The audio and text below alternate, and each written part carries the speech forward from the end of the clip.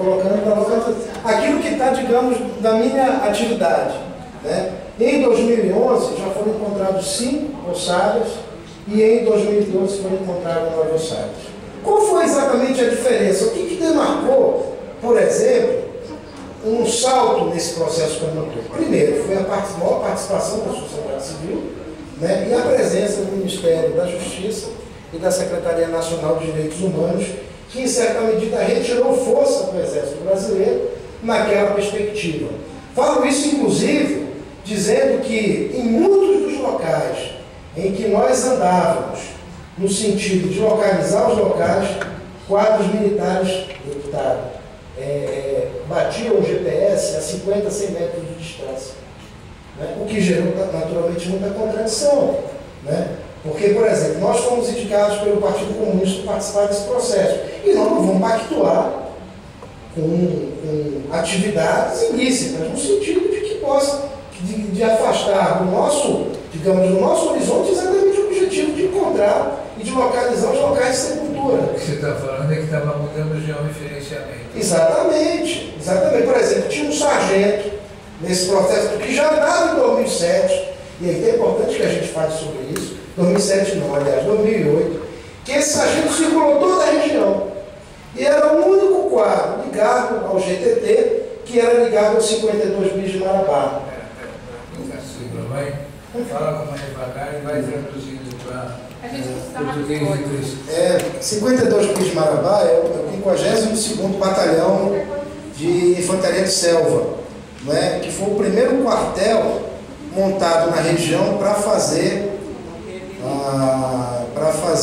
a repressão à guerrilha do Araguaia. Esse quartel ele é fundado em 73 e foi, segundo os relatos colhidos ao longo desses anos todos, um centro não apenas de operação militar, mas sobretudo de tortura, né? Sobretudo de tortura. Então, o único quadro ligado ao GTT, que era dos 52 bis, em Marabá, 52 Batalhão de Infantaria de Selva, era exatamente esse sargento Adolfo, que já estava na região em 2008. E falo isso me reportando ao fato que em 2008, no início de 2008, eu fui para a região. Né? Era parlamentar, vereador de Belém, estava no recesso parlamentar, e os companheiros disseram: Paulo, está tendo coisa aqui estranha, não sei o quê, vem para cá, e me mandei para lá, passei 15 dias. Né? Inclusive, esse sargento Adolfo e oficiais militares fotografaram a casa dos Tesócios Alves da Costa, bateram foto, e procuravam locais que nós estávamos também interessados em fazer a pesquisa, como é o caso da Ladeira dos Bodes, na região da Palestina do Pará, nas cercanias da Serra das Andorinhas Martírios. Né? O fato é que a coisa foi, e essa convivência com o Exército não é exatamente uma convivência fácil, né? Porque, infelizmente, a formação desse pessoal, dessa turma, é a formação de 64. Né? Claro que eles não dizem abertamente para nós isso, mas eles, nos pormenores, vão evidenciando as posições com relação a isso. Por exemplo, ano passado, em 2012, foi retirado do antigo cemitério de São Geraldo do Araguaia 2 ou 3 ossadas. Esse local, companheiros e companheiras, já era conhecido, já era indicado desde 2009. Desde 2009 esse local era conhecido. Né? E nós só fomos atuar nesse local no sentido da retirada desse material que nós julgamos ser de desaparecidos políticos na guerrilha do Araguaia em 2012. Aliás, em 2012, né? Por conta da pressão e da luta que se estabeleceu entre, não o Ministério da Defesa, porque eu quero deixar isso muito claro. Acho que a posição do Ministério da Defesa é muito interessante nessa perspectiva. Os quadros destinados para lá. Mas uma coisa é o Ministério da Defesa, outra coisa é o Exército. Né? No sentido seguinte, de uma quebra, inclusive, da própria hierarquia. Olha, eu vou levantar um negócio para você. Problema de operação de limpeza. Operações de limpeza eram operações que passaram a ocorrer depois da guerrilha a partir de 76. Né? Que era exatamente retirar as ossadas de locais de onde teria havido combate e destinar em outros locais. Nós temos informação de operação de limpeza até 2004, já no governo Lula. Falo isso me reportando ao fato de que, em 2004, houve uma informação de um militar com relação à base de Selva Cabo Rosa, no município de Marabá, próximo dos 52 bis na Transamazônica, em que foi criado, por conta dessa denúncia, um grupo de trabalho, a primeira iniciativa do governo Lula com relação ao problema exatamente do Araguaia. E há um ano e meio atrás, há cerca de 2 anos atrás, eu e a companheira Diva Santana escutamos de um sargento, de um ex-sargento e de um ex-soldado, que quando este grupo de trabalho se dirigiu à região, para a base de Selva Cabo Rosa, para tentar localizar esta inhumação, né, os caras armaram uma ação lá de retirada de ossos. Quem nos disse isso foi um sargento e um ex-soldado. De que até 2004 houve uma operação dessa natureza. Até 2004. Quer dizer, quando a gente pensa nesse problema do Araguaia, a gente pensa, digamos assim, dentro dos auspícios da ditadura militar. Mas eu digo a você o seguinte, que até hoje esses caras continuam operando. Falo isso, inclusive, me reportando ao problema da ABIN, da Agência Brasileira de Inteligência, no estado do Pará. Companheiros, em 2000, nas obras de requalificação da Feliz Lusitânia, no Centro Histórico de Belém, o governo do Pará fez um acordo com o Exército e passaram uma casa que era a antiga 5ª Companhia de Guardas em Belém, grande centro de tortura em Belém, para as mãos da Secretaria de Cultura do Estado do Pará. Os operários na obra descobriram ossadas. E um agente da ABIN denunciou esse processo. Não um agente que veio do SNI, mas eu estou falando daqueles que foram recrutados, que foram, digamos, que entraram na Agência Brasileira de Inteligência através de concurso público. O primeiro concurso público da ABIN foi em 99. Né? Então, a relação entre esses lobos felpudos que vinham do regime militar com essa nova geração começou a ter conflito. E começaram a denunciar o fato de que, no Forte do Castelo, na antiga 5ª Companhia de Guardas, de fato, teriam retirado ossadas que seria da guerrilha do Araguaia. E no processo de pesquisa, nós fomos perceber o seguinte, que de fato o pessoal do Araguaia esteve lá, né, um ex-sargento ligado ao grupo do Lamarca, Amato Piaçu, preso na 5ª Companhia de Guardas, viu 3 pessoas do Araguaia chegando em Belém, na própria 5ª Companhia, 2 homens e uma mulher. O relato de um camponês, o Eduardo, fala em 80, de que ele foi levado para Belém, viu o pessoal do Araguaia em Belém, inclusive viu um quase morto, né? Então, e os caras retiraram essa ossada de lá, em 2000. Em 2000, inclusive, foi feito um inquérito administrativo, um plano administrativo disciplinar, como é que chama? Processo administrativo disciplinar, onde inclusive 2 funcionários da ABIN foram demitidos, a ABIN do Serviço Público acusado de ter denunciado o problema do encontro dessa ossada em Belém do Pará. Esses caras foram demitidos. E no processo do PAD, tem lá agentes da ABIN que atuaram no DOI-CODE, atuaram no Araguaia, dizendo mesmo que os caras foram para o Araguaia, que tinha osso da história, e tudo documentado. Tudo, absolutamente tudo documentado. Né? Com o número dos processos. Né? E até hoje, quer dizer, nós não conseguimos acessar essa documentação.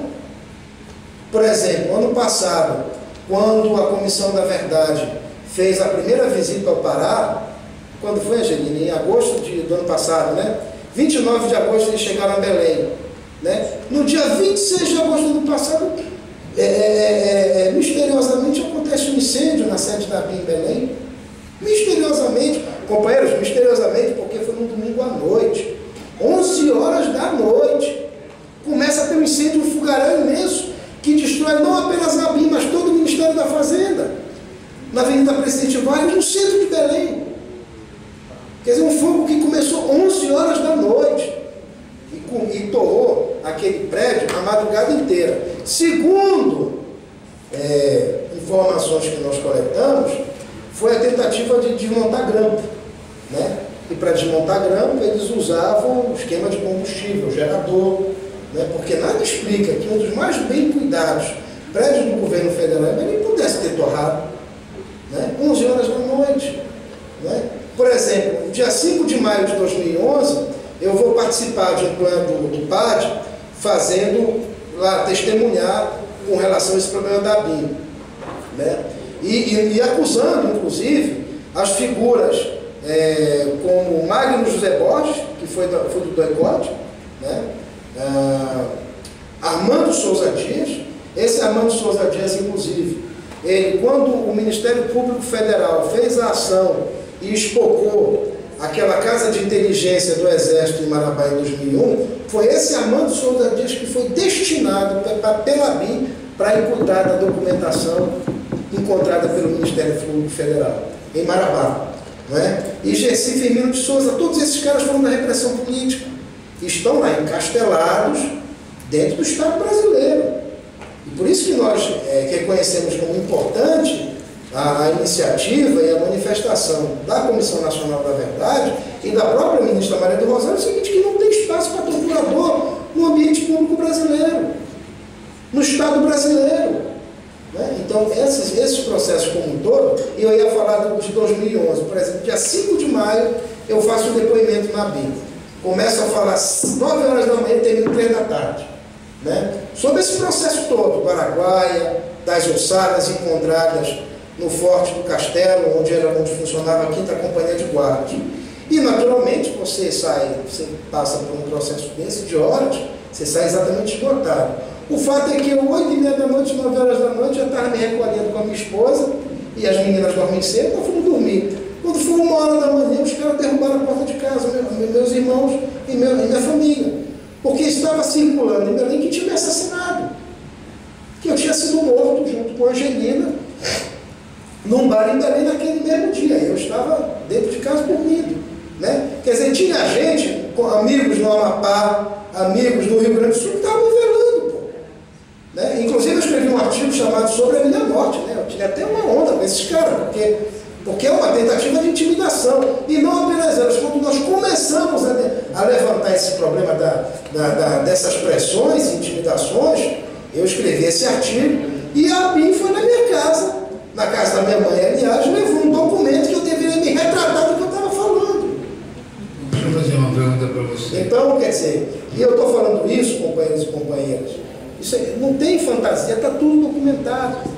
Né, os processos, onde foi, onde não foi, né, está tudo absolutamente documentado, né, e é uma coisa absolutamente séria, porque, quer dizer, a gente já escrevi, já denunciei isso ao Ministério Público Federal. Deixa eu fazer uma pergunta para você.